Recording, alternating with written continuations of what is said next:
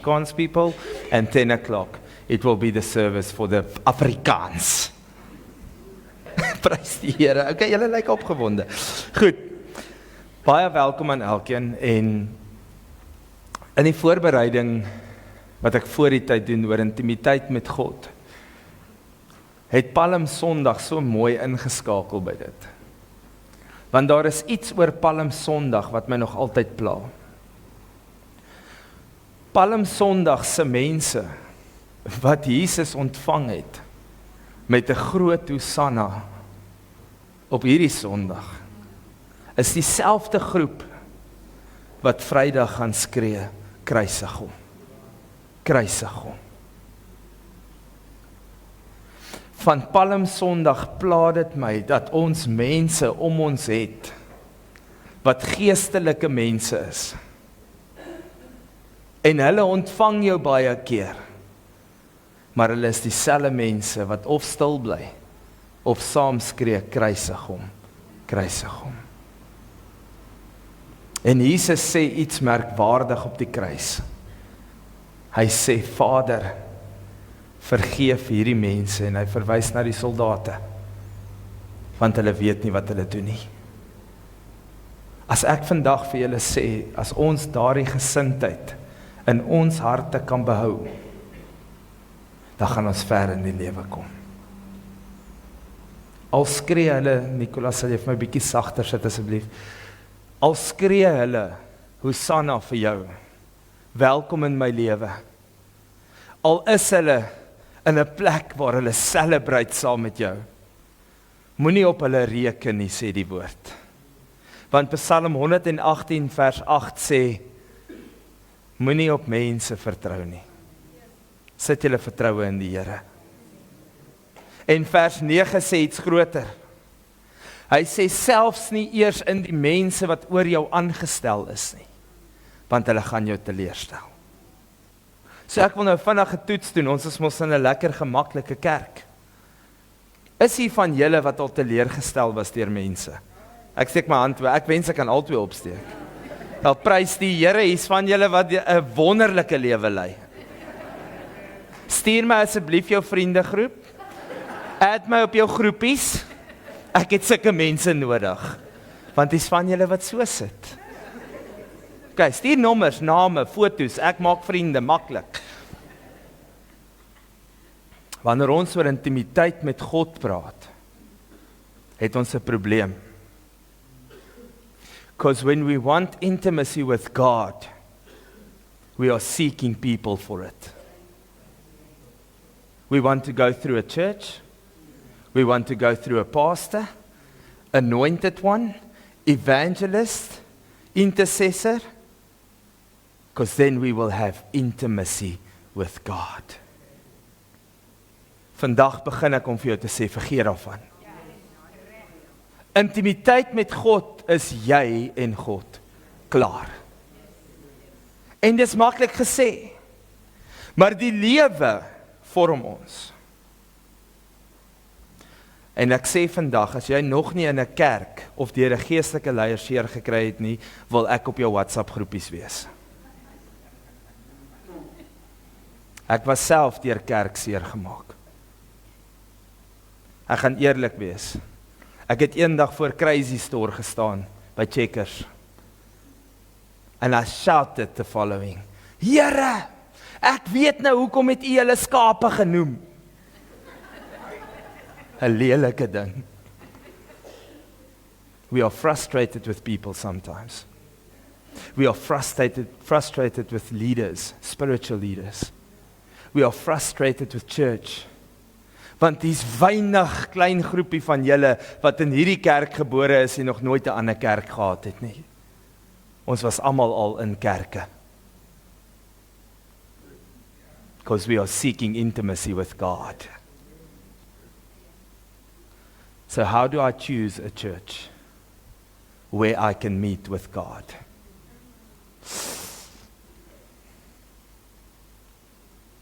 What if I say you are supposed to meet with God and bring it to church? Because if everybody comes here to meet with God, we have a big problem. Because even if God is right here in the center in front, you'll miss Him because you're not used to meeting with Him. You don't know the voice of the Father. So even if He is here, you won't know He is here because you don't have an intimate relationship with God. Now, I just want to highlight 3 things. En dit bring my uit by kerk. Dis vir my belangrik dat as jy intimiteit met God soek, dat jy die regte teologie volg. Theologie is a study of the Word of God. Am I right? Theology is not dogma. Dis nie dogmatiek nie. Dogmatiek, julle gaan 'n paar goed leer vandag, as jy dit nie geweet het nie. Dogmatiek sê, hoe doen ons die sakramente in die Bybel? Dis 'n kerk se voorkeur of verstaan van. Dis nie teologie nie. Groot doop, klein doop, wat ook al, ek is nie hier om te sê wat reg en verkeerd is nie. Al wat ek sê is dis dogmatiek. Hermeneutiek beteken die studie van diensorde. Dis 'n liturg wat aangestel is, en die liturg sê, goed, nou gaan ons groet, nou gaan ons die woord bedien, dan stap ons af, stap op. Hermeneutiek sê, die kansel moet soveel wees hoër as die vloer, die rede daarvoor is dat mense kan sien, hermeneutiek is nie teologie nie. So die sakramente en die diensorde is nie die teologie, die woord van God nie. En ek wil hê julle moet dit verstaan. As jy intimiteit met God soek, moet jy verby hierdie 2 goed beweeg. En jy moet die woord van God ondersoek. Hoe verstaan jy die woord van God? Ek sê dit altyd en ek sê dit weer vanoggend, moet asseblief nie alles glo wat ek sê nie. Gaan soek dit op vir jouself. Gaan vra dat die Here dit vir jou wys. Wat sien ek deesdae? Ek sien dat kerke opstaan, gefokus en gesentreer rondom 'n persoon. Hulle bring 'n lering wat die buitestanders van sê, hoe kan jy dit glo? Daar was nou die mooiste sin vir hoe stupid is jy. Maar wanneer jy vasgevang was in 'n dogmatiek van 'n kerk of 'n hermeneutiek van 'n kerk, dan glo jy dit as die waarheid. Jy sal selfs jou familie afskryf wanneer jy glo wat hulle sê is die waarheid. Die oomblik wat 'n kerkleier vir jou sê, want ek sê so, kry vir jou so gou as moontlik 'n ander kerk. Because the word of God says, nie 'n mens nie. Jy moet kom op 'n plek waar jy weet wat die verskil is tussen teologie, dogmatiek en hermeneutiek. Die samestelling van hierdie diens gaan jou nie in die hemel bring nie. En ek kyk vanoggend so vinnige kort reel wat sê, die kerk het ons iets geleer, dat as jy 'n morele kompas het wat goed is, dan gaan jy in die hemel kom. En daai ou verloor alles wat hy het. En hy sê die volgende, the theology of the Bible says, when you accept Jesus, you will enter into the kingdom of God, not by doing things right. Hy sê, it's not by withholding yourself from other people sexually that will give you a place in heaven, because there's virgins in the hell. Hoor julle wat ek sê? Hy sê, it is not by keeping yourself away from drinking that will get you into heaven, because there are sober people in hell. It's not by giving away everything that you have, because there's poor people in hell. It's only, and I say to die woord so mooi, the theology of the Bible says, it's by one, and his name is Jesus, that you will enter into the kingdom. Want van ons het 'n rowwe lewe gelei. Ek en Tristan het baie gesprekke oor dit. And that is our testimony. It's not our position in heaven, but by the saving grace of Jesus Christ, we are made a new man, and the old things have passed away. En raai wat nog? The grace of God is new every morning. Kom aan, ek voel sy evangelis, julle gooi nie evangelis nie. My tienermeisie sê altyd, papa, jy papa nie nou lekker nie, ek dink ek het daar ge-evangelis lekker nie. Goed, Jean, jou beurt volgende keer, okay? Ek wil lees oor die teologie, dit wat ek gesê het, and I'll read the English. When Jesus came to the region of Caesarea Philippi, he asked his disciples, "Who do people say the Son of Man is?" They replied, "Some say John the Baptist, others say Elijah, and still others Jeremiah or one of the prophets. But what about you?" he asked. "Who do you say I am?" Simon Peter. And he answered, "You are the Messiah, the Son of the living God." And Jesus replied, "Blessed are you, Simon, son of Jonah, for this was not revealed to you by flesh and blood, but by my Father in heaven." So julle ken die eerste stuk. Julle al onderraak gelees. It was not revealed to you by flesh and blood, but by my Father. As jy teologie wil leer, sluit aan by universiteit en begin bid.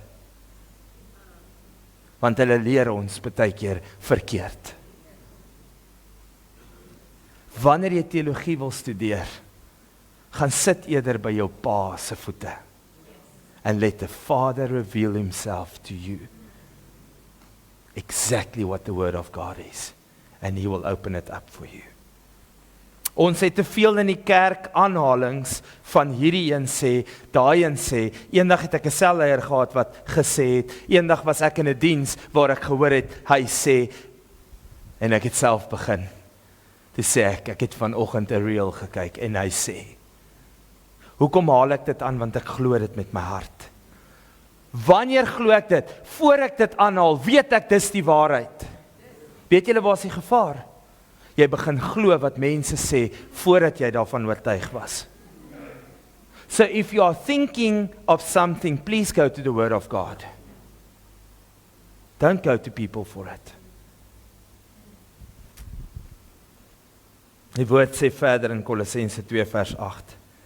Pas op dat niemand julle as 'n buit wegvoer deur die wysbegeertes en nietige misleiding nie. Volgens die oorleweringe van die mense, volgens die eerste beginsels van die wêreld en nie volgens Christus nie. The moment I started studying theology in 2004, the first thing when I got my first books was, but this guy says, and in Bible study, the subject, they said that everything we have in the Word of God, they started with this at UJ in 2004, the book says, everything that you read has been written by a man. And its stories being told over and over and over, and therefore there can be mistakes. Julle, toe gaan ek deur 'n helse tyd. Ek is 19 jaar oud. Ek wil 'n pastoor word.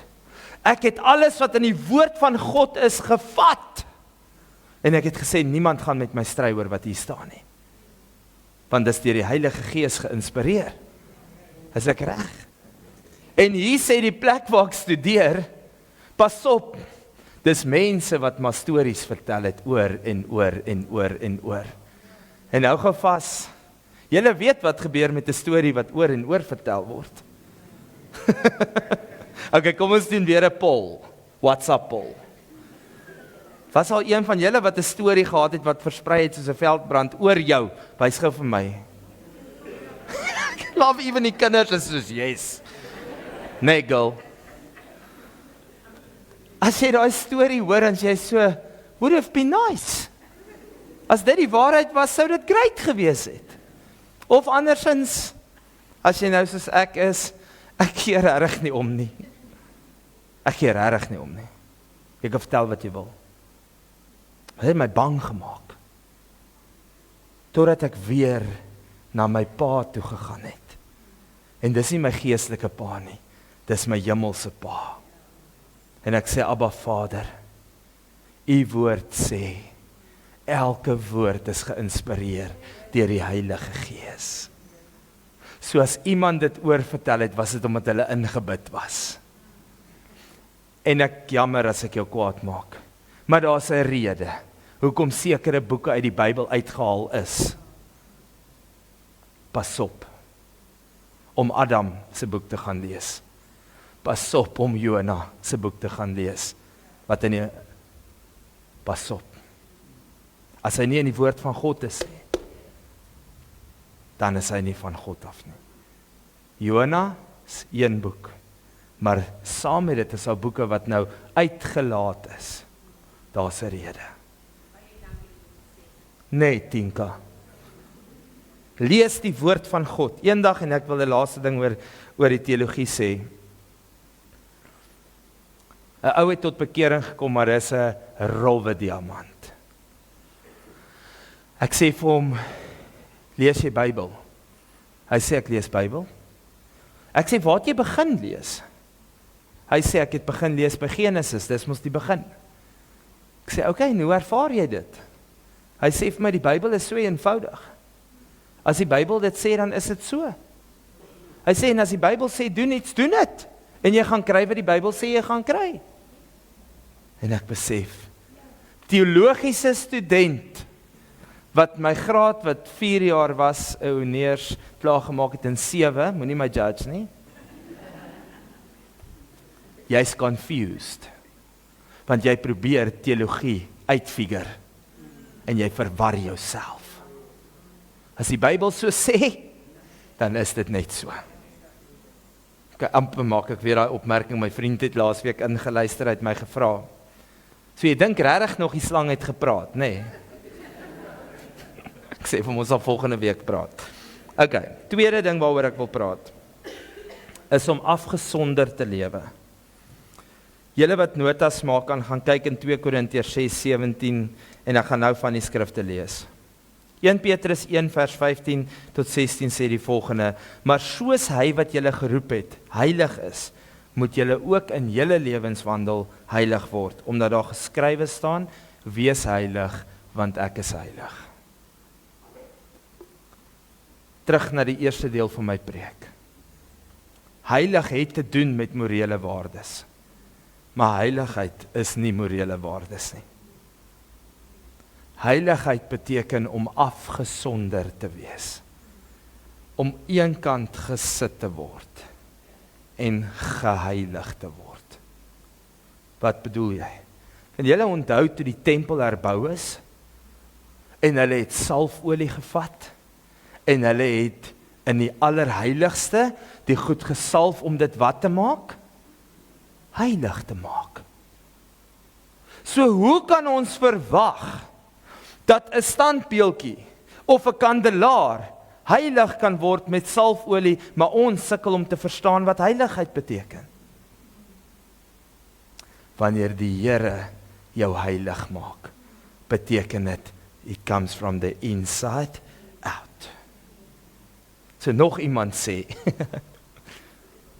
die ander reel wat ek gekyk het, hy vat 'n piesang, en hy kap hom vas met 'n spyker aan 'n boom, en al wat hy sê is, this is the wrong theology of church. Want weet julle wat doen ons? Met 'n morele kompas probeer ons 'n leefstyl aanleer van buitekant af binnekant toe. Besef jy die oomblik wat jy jou hart vir die Here gee, en in daai oomblik was hy jou skoon met die bloed van Jesus, ons almal ken dit, dan is jy geheilig. Is ek reg of is ek verkeerd? Nou hoekom wil ons love it? Apostolie, go for it.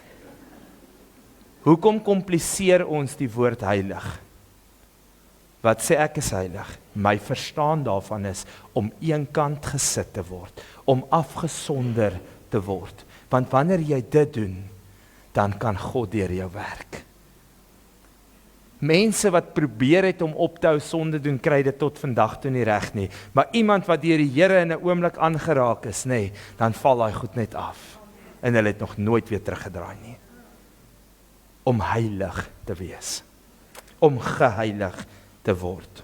2 Korintiërs 6:17-18 en ek lees dit in Engels, NIV sê, therefore, come out from them and be separate, says the Lord.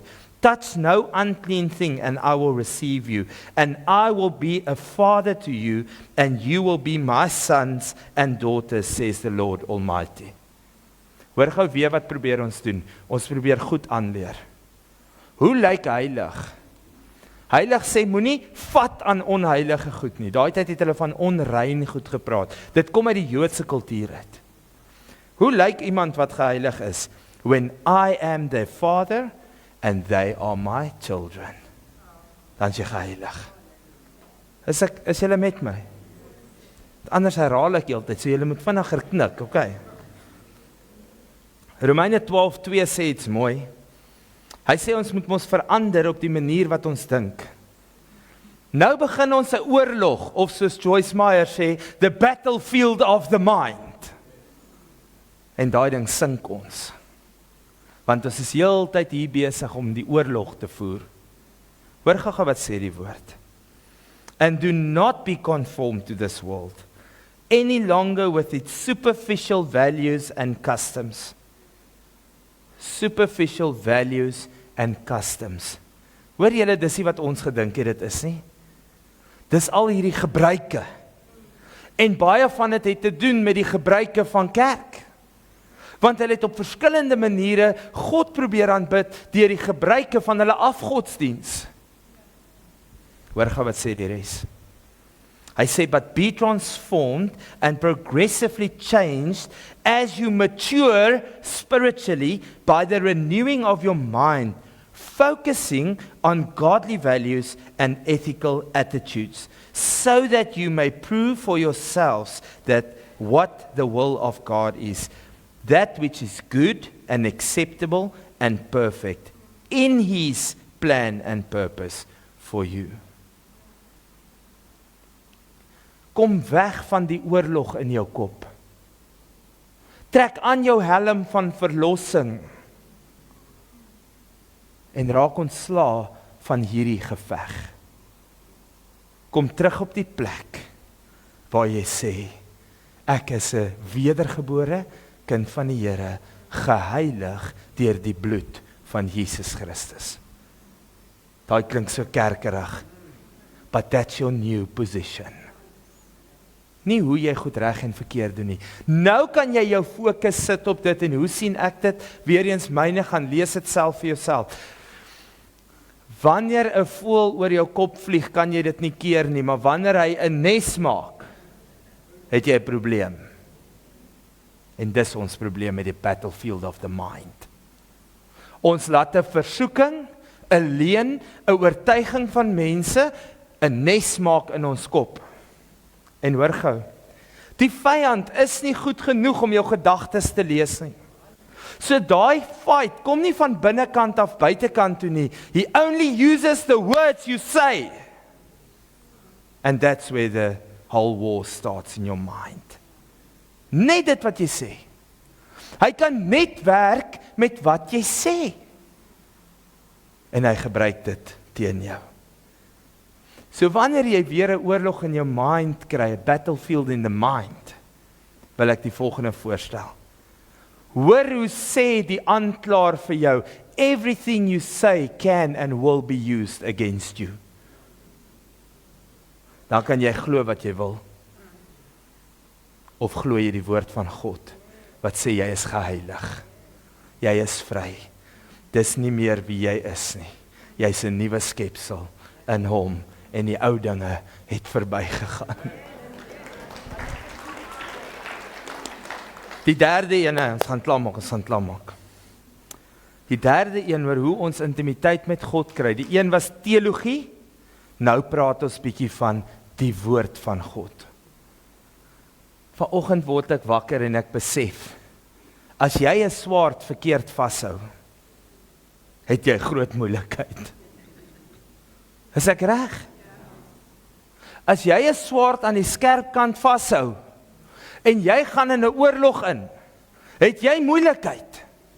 Jy kan al die skill in die wêreld hê, maar as jy hom verkeerd vashou, het jy moeilikheid.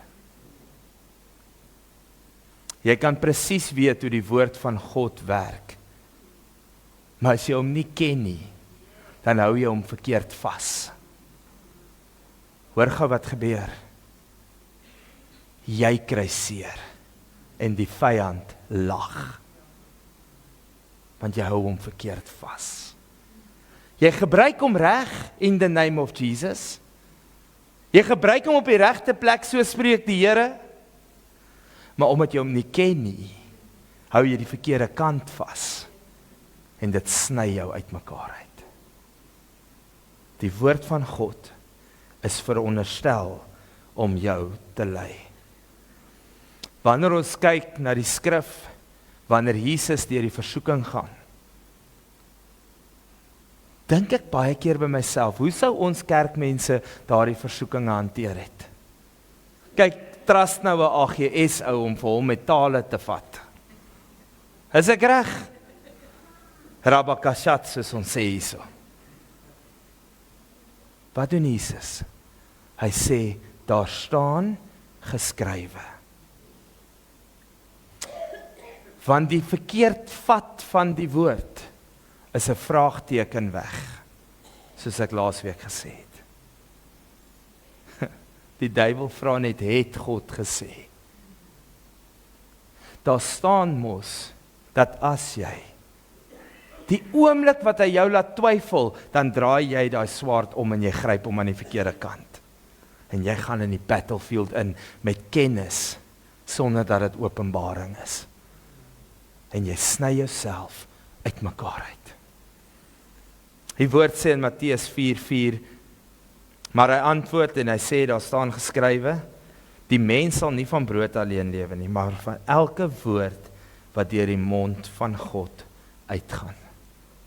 Dit moet jou volhoubaarheid wees. Wat gebeur wanneer ons vas van kos? My een kollega het altyd gesê, 'n vas is nie om God se arm te draai vir iets wat jy nodig het nie. Kan ek dit weer sê? Vas is nie om God se arm te draai vir iets wat jy nodig het nie. Vas beteken, I'm putting myself in a new position. I am aligning soul, body and spirit by giving spirit the priority. Want jy sien, as jou gees lei en nie jou liggaam nie, dan lei hy die gees, die siel en die liggaam. So you will not be eager to do what the flesh needs, but you will be eager to do what your flesh taught you, your spirit taught you to do.